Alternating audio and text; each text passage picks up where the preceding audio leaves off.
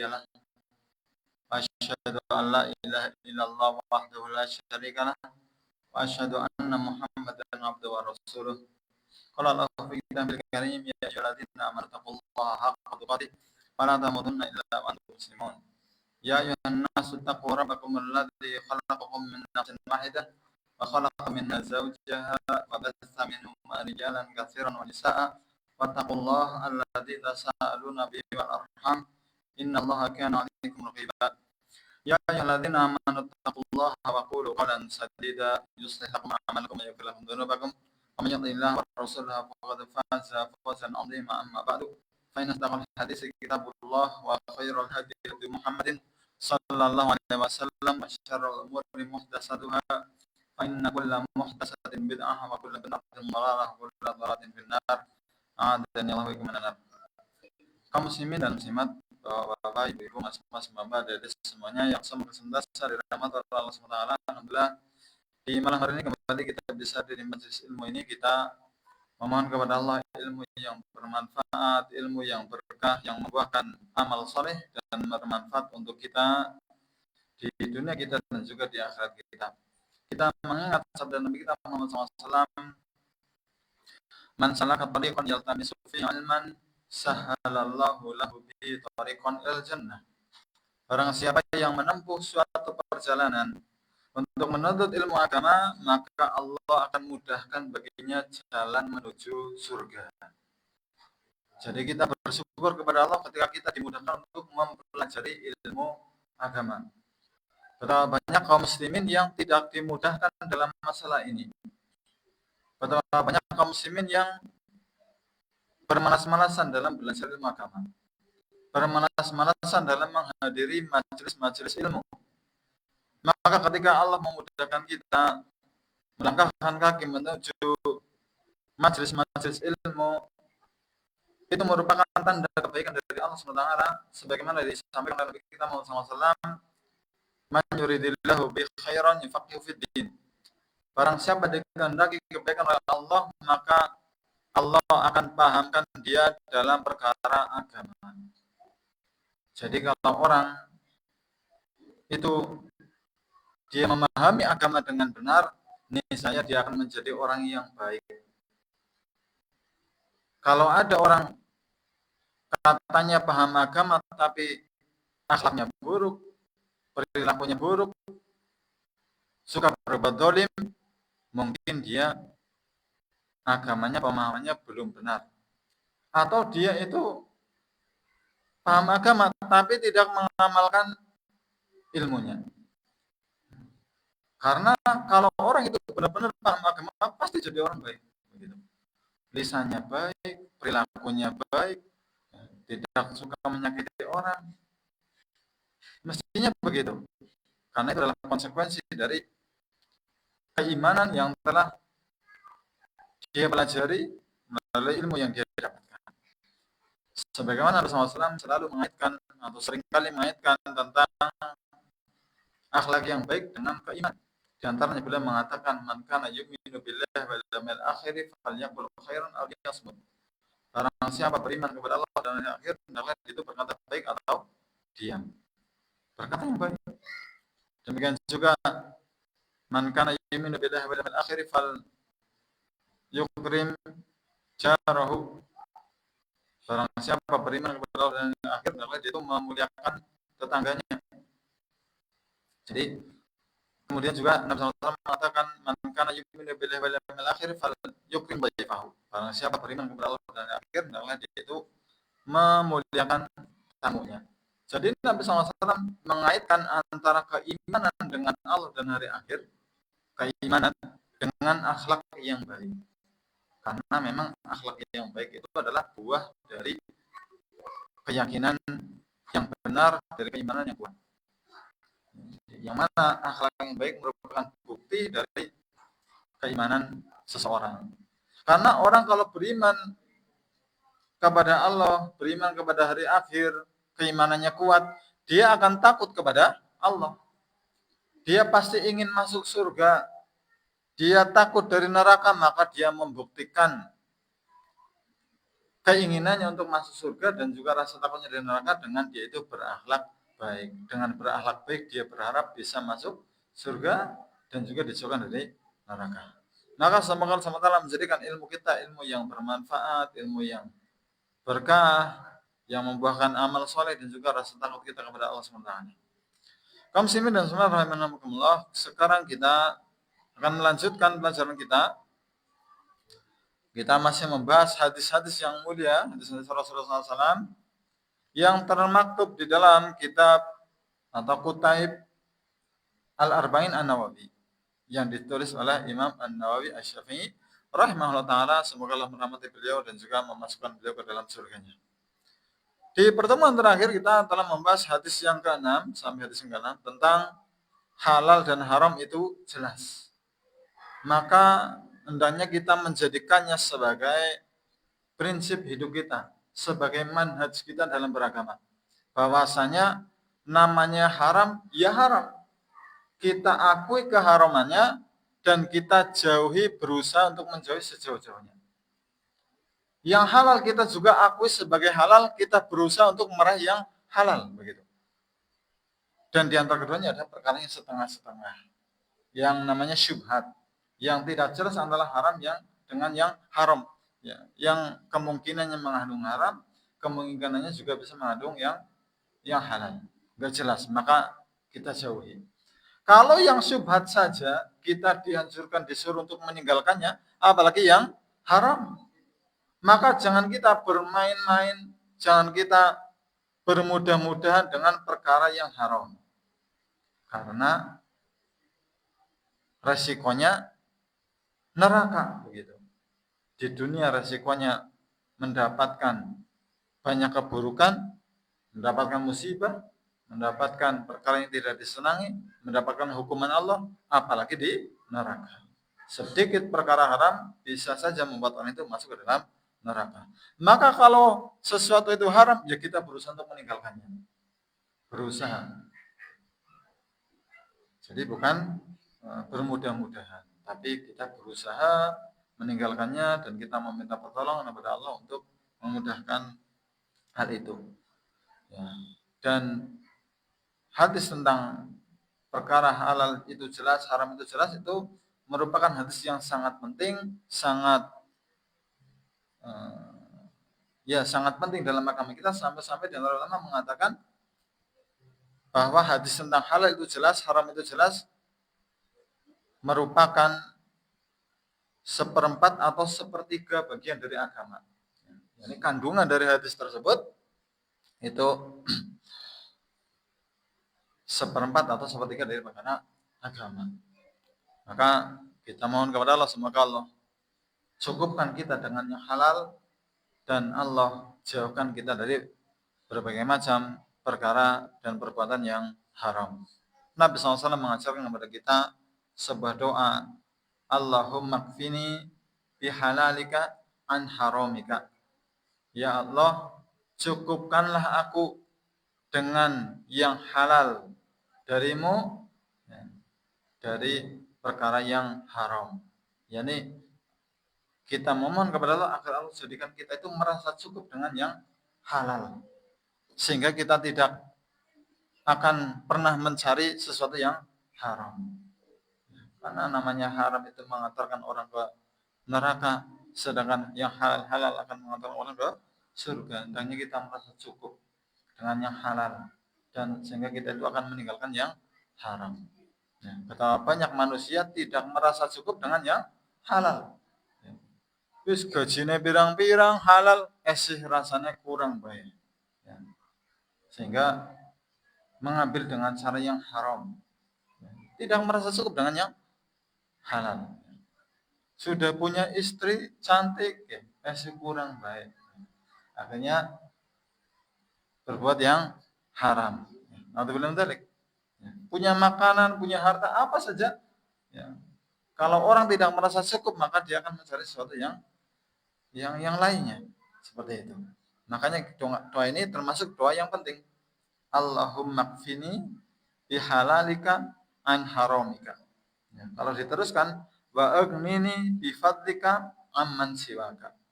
dan cukupkanlah aku dengan karuniamu dari selain engkau. Baik. Sekarang kita lanjutkan di malam hari ini pembahasan tentang hadis-hadis yang terdapat dalam kitab Al-Arba'in An-Nawawi. Kita memasuki hadis yang ketujuh, yaitu tentang agama adalah nasihat. Agama adalah nasihat. Hadis ini diriwayatkan dari sahabat yang mulia An Abi Ruqayyah Tamim ibni Aus Ad-Dari. Nama sahabatnya siapa? Abu Ruqayyah. Ini kunyahnya. Kita pernah membahas tentang kunyah. Akan kita bahas lagi. Abu Ruqayyah Tamim bin Aus Ad-Dari radhiyallahu anhu. Jadi namanya Tamim. Namanya Tamim bin Aus Ad-Dari radhiyallahu anhu.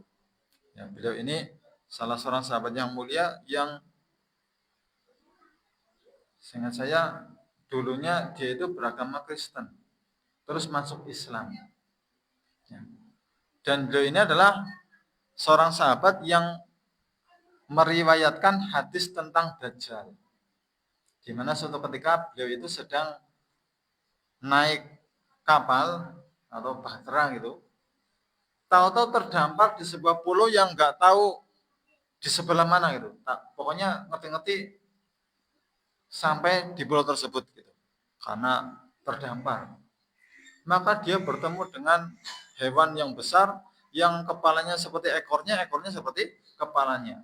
Kemudian hewan itu bisa ngomong, menunjuki dia agar menemui seseorang yang sedang dibelenggu di sebuah tempat atau di sebuah gua. Akhirnya dia itu bertemu, kemudian beliau menceritakannya kepada Nabi SAW. Kemudian Nabi SAW mengatakan bahwa itu adalah Dajjal. Itulah makhluk yang berbahaya yang kita selalu berlindung kepada Allah darinya di akhir sholat kita. Apa doanya? Allahumma inni a'udzubika min adzabi jahannam wa min adzabil qabri wa min fitnatil mahya wal mamati wa min syarri fitnatil masiihid dajjal. Karena dahsyatnya fitnah Dajjal, ujian Dajjal, sampai kita disuruh berdoa setiap kita sholat. Dianjurkan untuk berdoa dengan doa itu. Ini beliau yang meriwayatkan, yang tahu kisah tentang itu, tentang beliau berbincang-bincang dengan Dajjal kala itu. Ini sahabat beliau, sahabat ini Tamim bin Aus Ad-Dari. Beliau meriwayatkan dari Nabi SAW, Nabi SAW qala, bahwasanya Rasulullah SAW beliau mengatakan ad-dinun nasihah, agama itu adalah nasihat. Qulna liman ya Rasulullah, maka kami pun bertanya para sahabat. Jadi para sahabat itu mereka orang-orang yang semangat dalam belajar ilmu agama. Ketika Nabi SAW mengatakan agama adalah nasihat, mereka langsung ingin tahu maknanya atau ingin tahu maksudnya. Mereka pun bertanya, untuk siapa wahai Rasulullah? Kata beliau, lillahi wa li kitabihi wa li rasulihi wa li a'immatil muslimina wa ammatihim. Agama adalah nasihat untuk siapa wahai Rasulullah? Untuk Allah, untuk kitabnya, untuk rasulnya, untuk para pemimpin kaum muslimin, dan juga untuk kaum muslimin pada umumnya. Hadis ini sahih diriwayatkan Imam Muslim. Sahih diriwayatkan Imam Muslim. Pertama terkait pembahasan di sini yaitu tentang kunyah Abu Ruqayyah. Jadi nama sahabatnya tadi Tamim. Beliau radhiyallahu anhu. Kunyahnya itu adalah Abu Ruqayyah. Ruqayyah itu nama laki-laki atau perempuan? Ruqayyah. Laki-laki apa perempuan? Perempuan. Maka di sini terdapat pelajaran terkait kunyah. Jenengan sudah punya kunyah apa belum? Dulu kita pernah membahas tentang kunyah ya. Terkait kunyah ini, maka sebagaimana nama sahabatnya atau julukan atau kunyah dari sahabat ini Abu Ruqayyah, maka di sini ada pembahasan terkait kunyah ini. Terkait kunyah ada beberapa hal yang bisa dijadikan sebagai kunyah. Yang pertama, kunyah itu bisa menggunakan anak laki-laki. Nama anak laki-laki. Biasanya nama anak laki-laki yang pertama. Misalnya nama anak jenengan yang pertama namanya Muhammad. Maka jenengan menamai diri jenengan dengan atau kunyahnya Abu Muhammad begitu. Anak laki-laki. Yang kedua, bisa juga menggunakan nama anak perempuan. Ya, seperti kunyahnya beliau ini Abu Ruqayyah. Anak perempuan. Misalnya jenengan anak perempuannya namanya Siti. Ya berarti Abu Siti. Ya, misalnya kalau mau pakai anak perempuan. Jadi boleh laki-laki, boleh juga anak perempuan. Yang ketiga, boleh juga menggunakan nama keponakan. Seperti ibunda kita Aisyah radhiyallahu anha, kunyah beliau siapa? Ada yang tahu kunyahnya Aisyah radhiyallahu anha, istri Nabi SAW, kunyahnya siapa? Ummu Abdillah. Ummu Abdillah. Abdillah ini siapa? Abdillah ini ponakannya beliau. Abdullah bin Zubair, anaknya Asma binti Abu Bakar, saudarinya beliau. Jadi beliau berkunyah dengan keponakan beliau. Ya. Karena beliau nggak punya anak. Aisyah radhiyallahu anha nggak punya anak, kunyah beliau kepada keponakannya, Ummu Abdillah. Jadi yang ketiga boleh dengan keponakan. Atau yang keempat dengan hewan yang disukai. Seperti sahabat Abu Hurairah. Siapa nama Abu Hurairah? Beliau namanya Abdurrahman. Seingat saya Abdurrahman.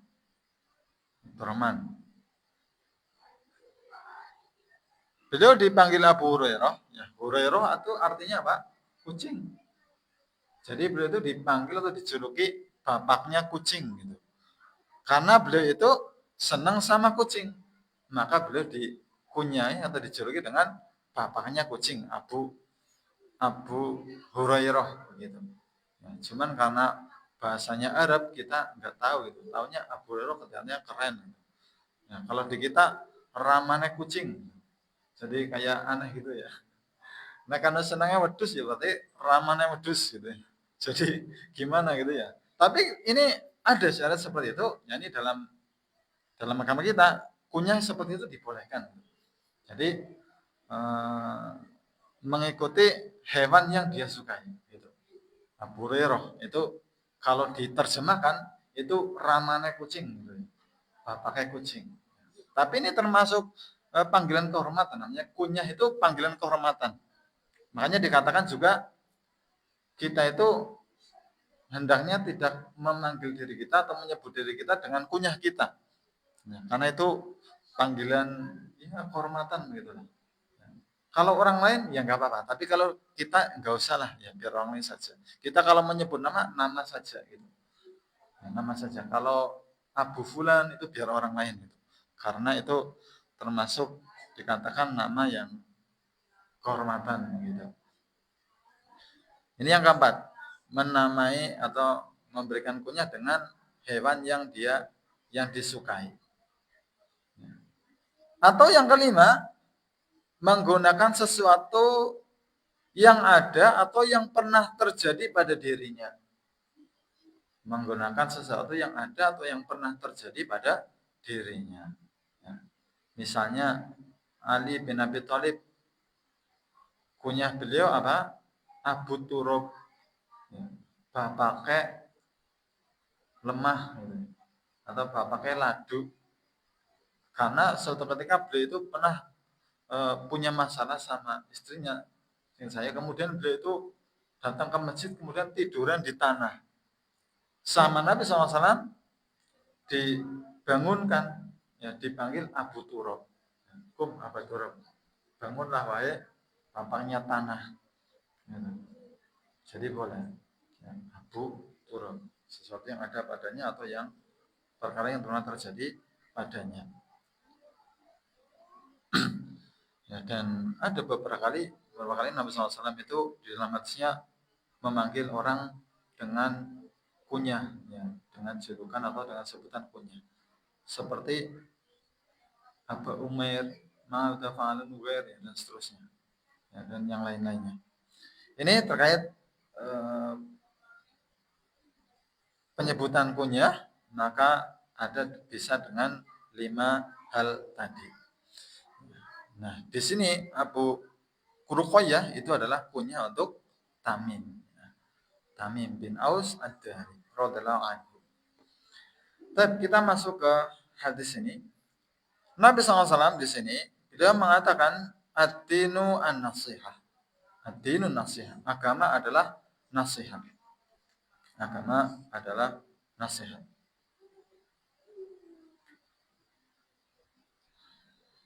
Di dalam hadis ini Nabi SAW ketika menyebutkan agama adalah nasihat, beliau mengungkapkan dengan bentuk mubtada khobar. Hanya saja di sini bentuk khobarnya itu berupa ma'rifah. Ya, kalau jenengan pernah belajar bahasa Arab, biasanya kalau susunan mubtada khobar itu mubtadanya ma'rifah, khobarnya nakiroh. Ya. Ma'rifah itu pakai alif lam gitu lah, gampangannya begitu, pakai alif lam. Kalau yang khobarnya itu nggak pakai alif lam. Tapi di sini Nabi SAW menyebutkan mubtadanya pakai alif lam, ad-dinu, khobarnya juga pakai alif lam, an-nasihatu. Maka ini menunjukkan bahwa ada pembatasan gitu. Ada pembatasan. Mestinya kan kalau secara umum ad-dinu nasihatun gitu. Agama itu nasihat. Tapi di sini Nabi SAW menyebutkan dengan tambahan alif lam, ma'rifah. Ad-dinu an-nasihatu. Maka ini menunjukkan pembatasan. Nah, maksudnya ya kalau diterjemahkan bisa saja agama itulah nasihat.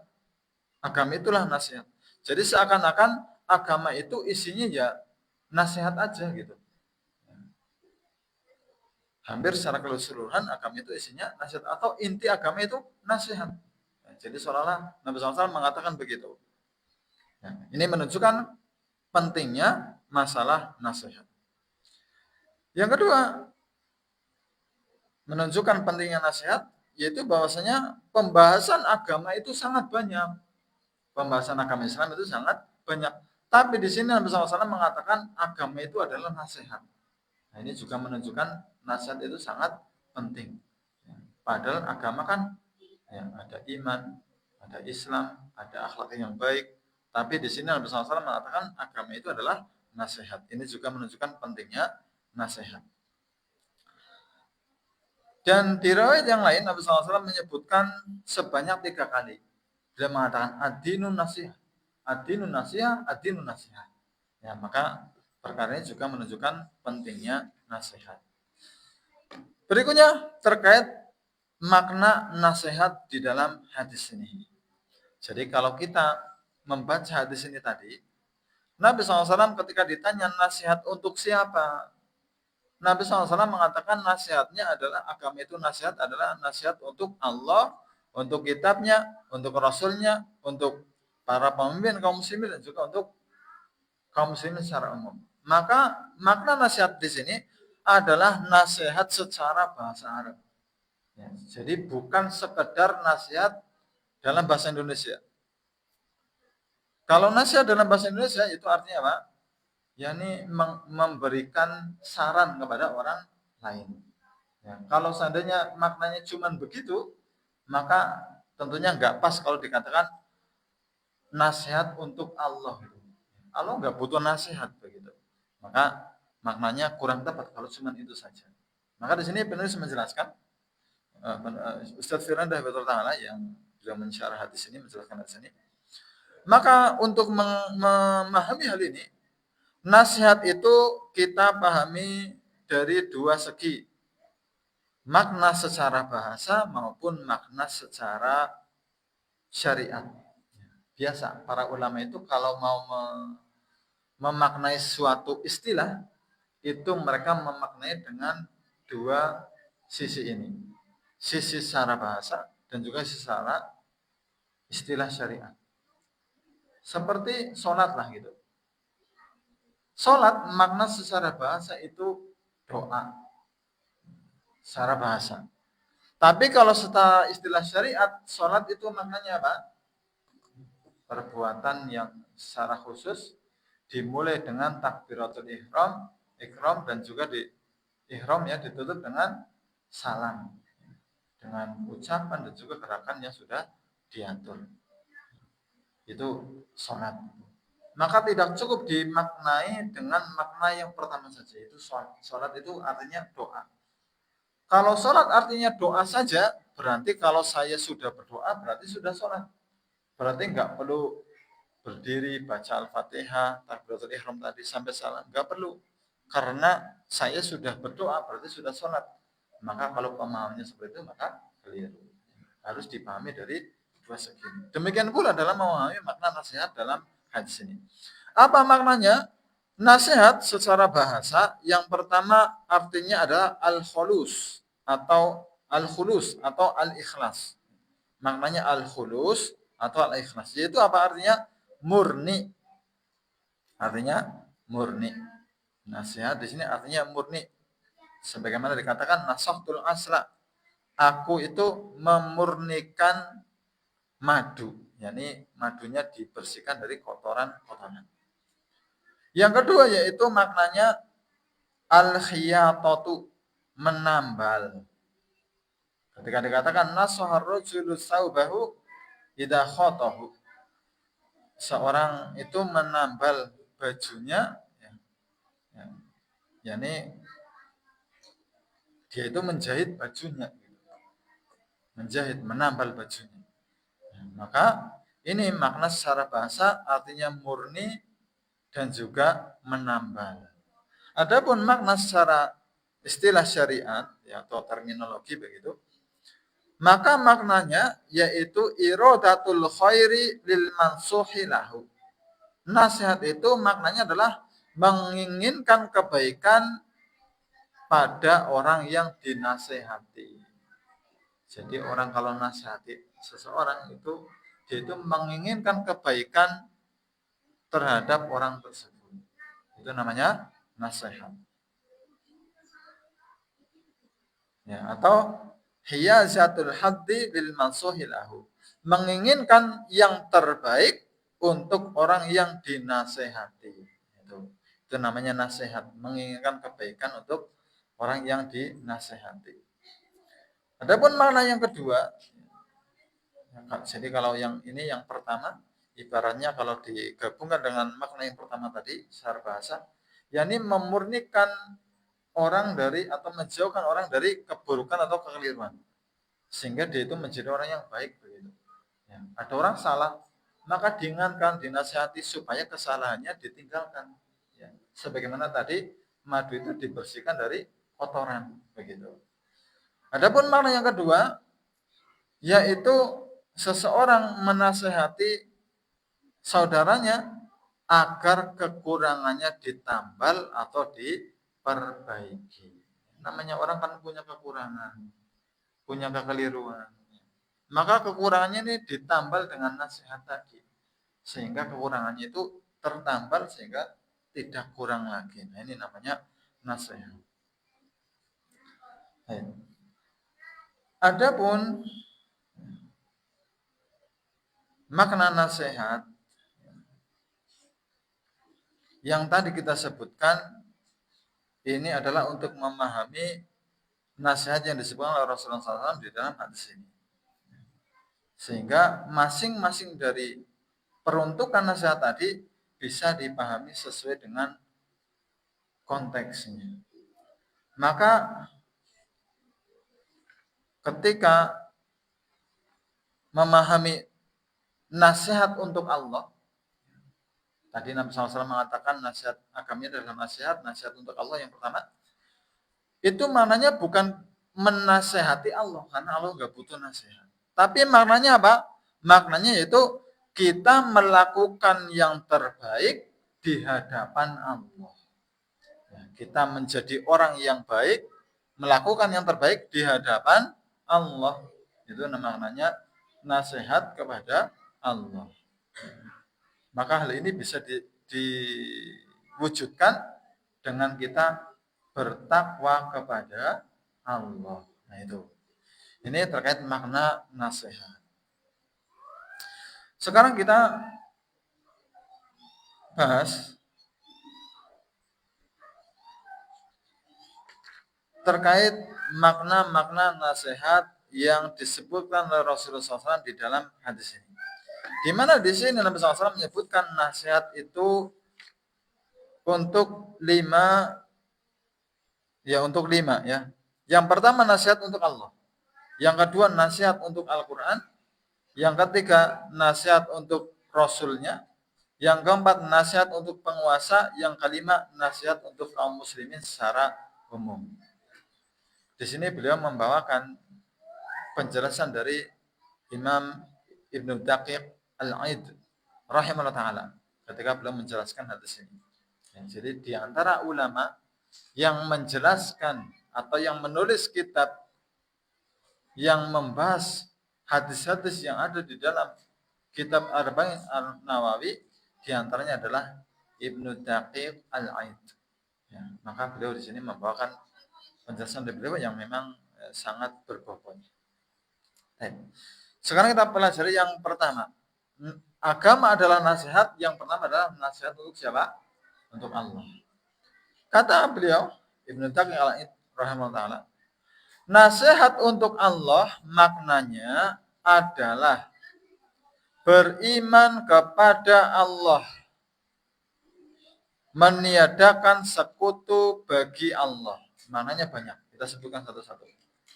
Maknanya beriman kepada Allah, meniadakan sekutu bagi Allah, tidak menyeleweng dalam masalah sifat-sifat Allah, yakni kita imani sifat Allah sebagaimana Allah jelaskan dalam Al-Quran atau dijelaskan oleh Rasulullah SAW dalam hadisnya.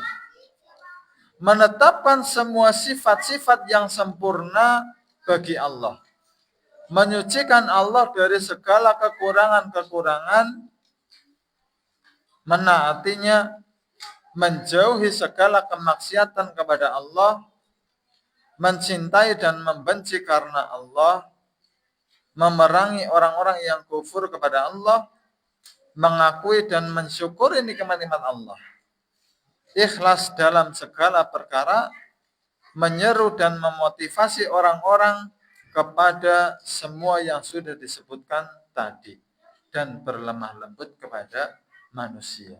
Ini makna dari agama itu adalah nasihat untuk Allah. Saya ulangi.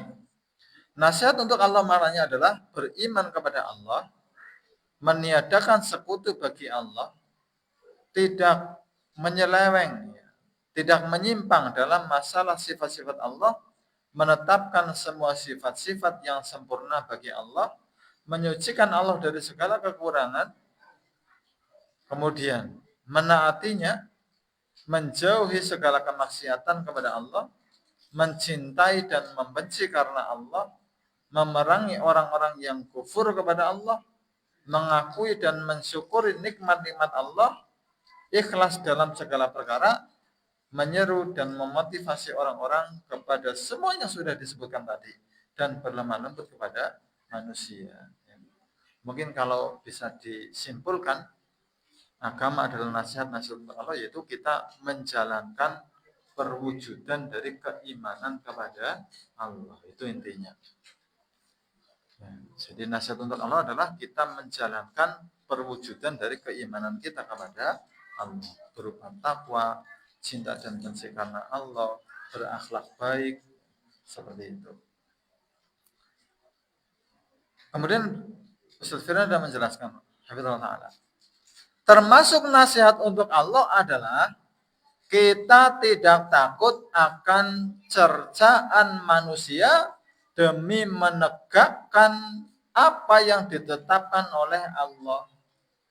Termasuk nasihat untuk Allah adalah kita tidak takut akan cercaan manusia demi untuk menegakkan apa yang ditetapkan oleh Allah.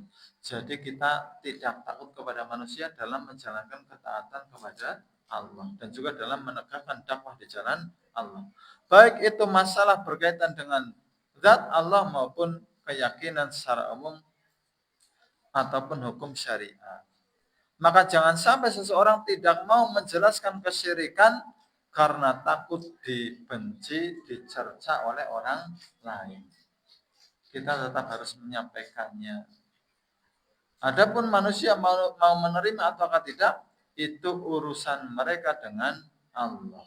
Yang terpenting kita itu sudah membela hak Allah sehingga kelak di hari kiamat kita memiliki bukti, memiliki alasan di hadapan Allah ketika Allah meminta pertanggungjawaban kita akan hal itu dari kita.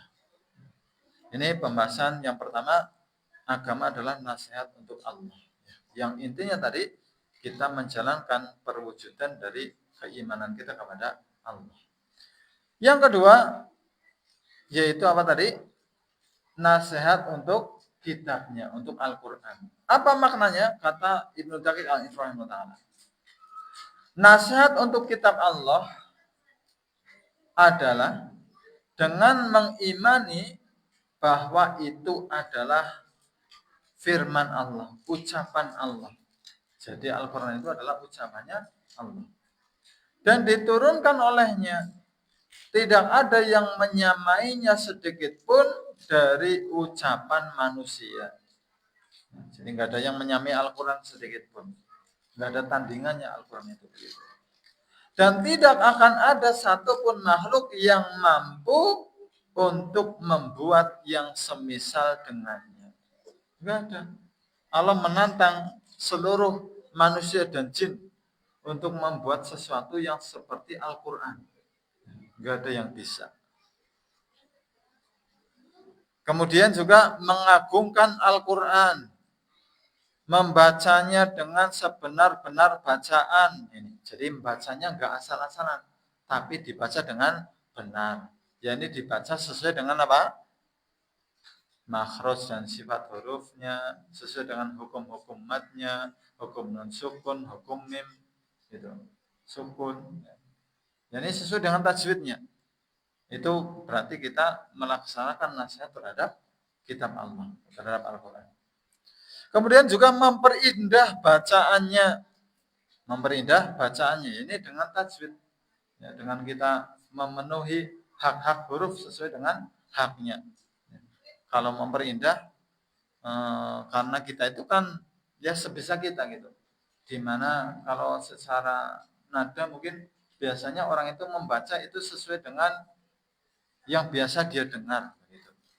Maka dia berusaha untuk membacanya intinya sesuai dengan tajwid yang benar gitu. Termasuk tadi makhraj dan juga sifat hurufnya. Juga khusyuk ketika membaca Al-Quran. Susah apa enggak khusyuk baca Al-Quran? Ya, kalau enggak paham bahasa Arab susah. Gitu. Yang paham bahasa Arab juga sering enggak khusyuk gitu. Artinya kita baca Al-Quran, matanya melihat Al-Quran, mulutnya ngucapin bacaan Al-Quran, tapi pikirannya kemana-mana. Kayak orang sholat gitu. Orang sholat juga khusyuk juga susah ya. Kita sholat padahal cuma paling 5 menit gitu ya.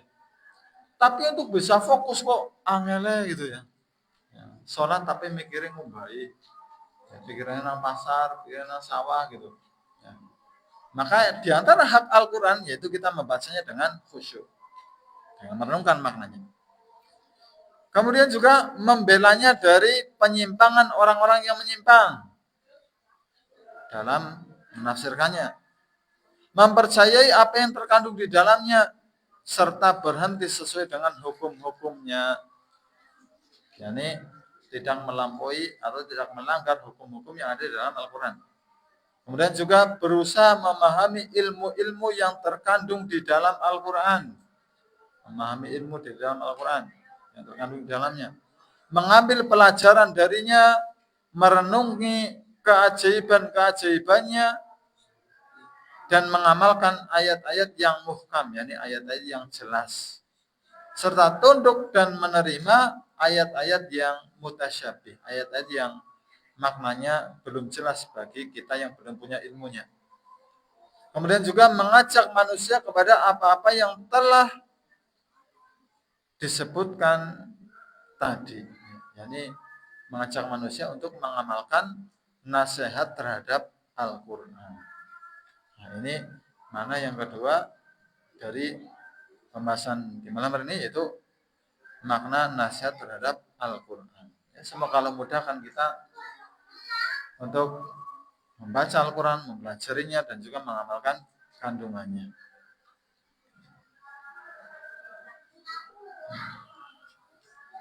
Kemudian yang ketiga, nasihat terhadap Rasulnya. Apa maknanya nasihat terhadap Rasulnya? Kata beliau, Ibnu Daqiq Al-Aid. Adapun nasihat untuk Rasulnya maknanya adalah dengan membenarkan kerasulannya. Kita percaya Nabi Muhammad adalah Nabi. Gitu.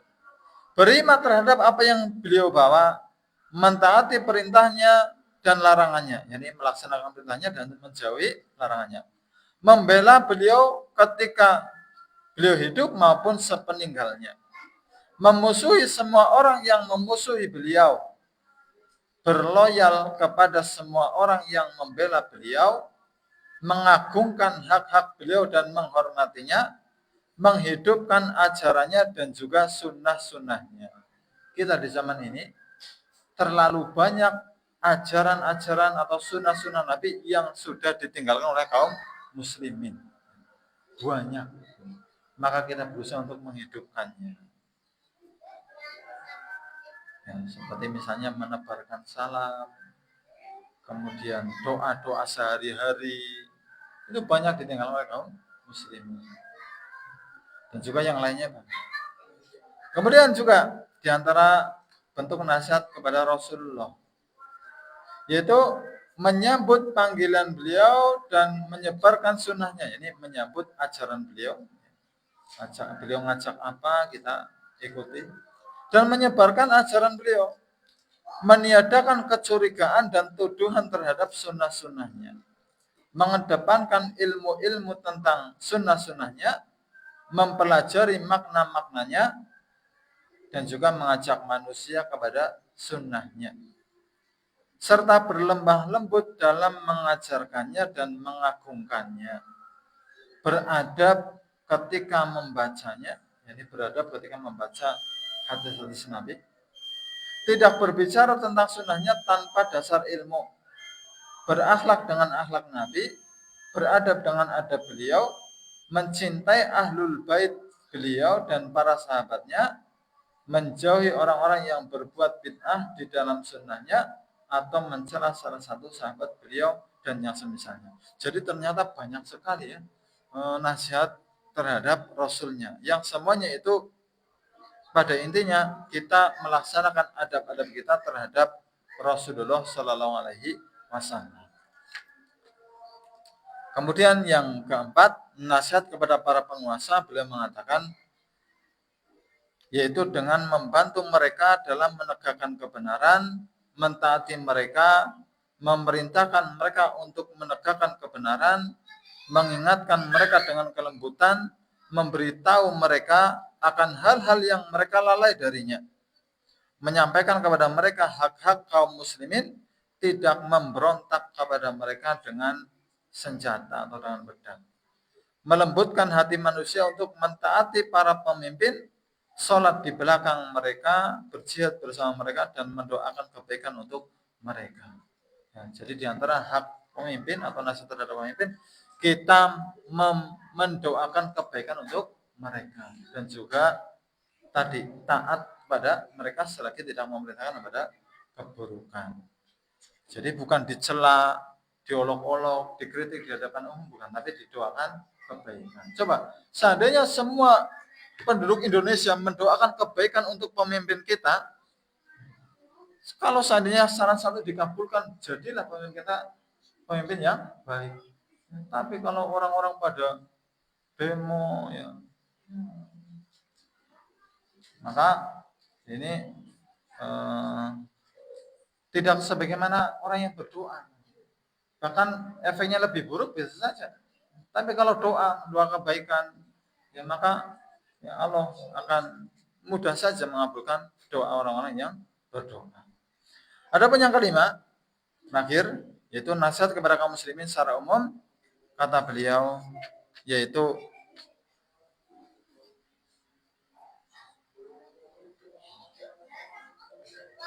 nasihat untuk kaum muslimin secara umum selain para pemimpin adalah dengan memberi pengarahan kepada mereka, kebaikan untuk mereka, baik kebaikan untuk akhirat maupun dunia mereka.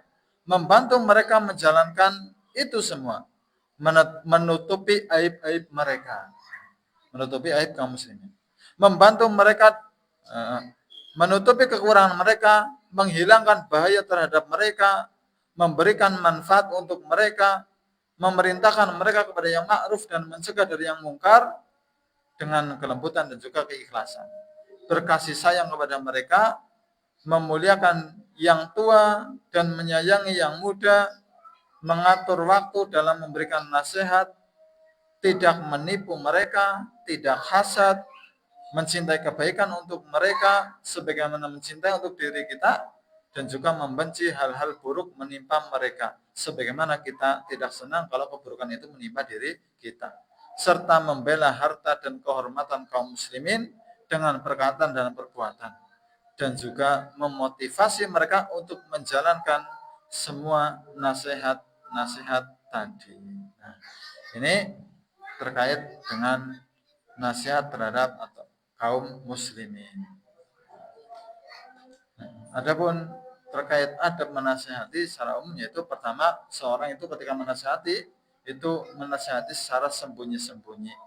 Kemudian menasihati dengan kelembutan, dan juga kita berusaha untuk menginginkan kebaikan untuk orang yang dinasihati. Ini diantara adab nasihat. Saya ulangi, nasihati dengan sembunyi-sembunyi, bukan terang-terangan, bukan di hadapan umum.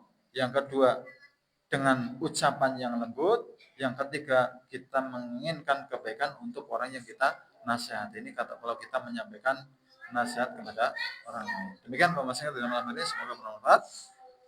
Lanjutkan, misal kita lagi minggu datang akan kita bahas tentang hadis berikutnya, yaitu tentang haramnya darah dan juga harta kaum muslimin. Wassallallahu wasallam ala nabiyina Muhammadin wa ala alihi wasallam. Kurang lebihnya mohon maaf. Jazakumullah khairan sepertinya. Subhanakallahumma wa bihamdika asyhadu an la ilaha illa anta astaghfiruka wa atubu ilaik. Wassalamualaikum warahmatullahi wabarakatuh.